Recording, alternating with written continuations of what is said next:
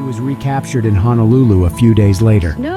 3 months after Pauline received a 10-year sentence, his brother John Gonsalves contacted the authorities and told them that Frank had information about the Dana Ireland case. Pauline and Gonsalves decided that providing information on the Ireland case would help the first one not to go to prison and the second to get out of it earlier.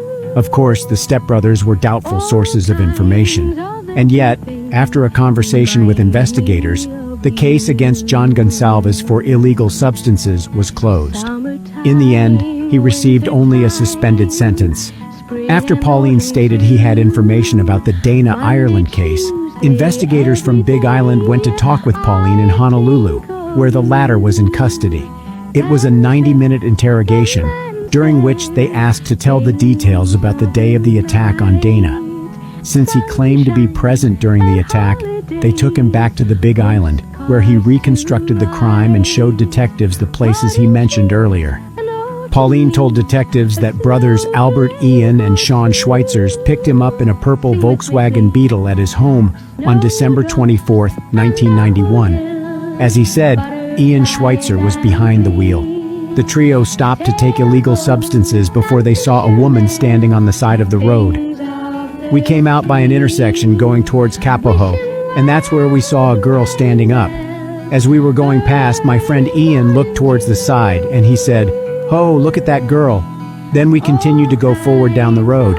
Pauline said they turned around because Ian wanted to talk to the woman. They were driving back at about 45 miles per hour, and Ian Schweitzer, who was behind the wheel, did not stop in time and hit Dana Ireland. As he said, the Schweitzers left the car, loaded her into the trunk in front, and continued driving. After a few miles, they stopped and pulled Dana out of the vehicle. She was still alive. Pauline stated that unlike the Schweitzer brothers, he did not become intimate with the victim. And yet, he still said something that brought severe consequences.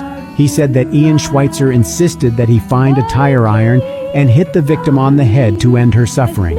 After that, allegedly, they got back into the car and drove away. All his testimony was on paper, and Pauline signed a statement stating that he testified of his own free will. No one forced him or promised anything, and he was not under the influence of illegal substances or alcohol. After Pauline started cooperating with the police, he was transferred to the Maui Community Correctional Center for his protection. As prison officials said, he was a problem for management and received threats from other inmates.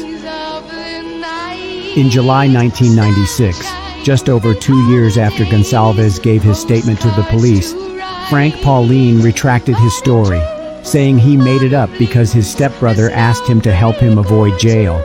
He said he wasn't present at the time of the attack, but still had information about who was responsible for it. According to him, he confessed he was there only because it was the only way to make them believe him. And my brother telling me the worst thing that can happen to you is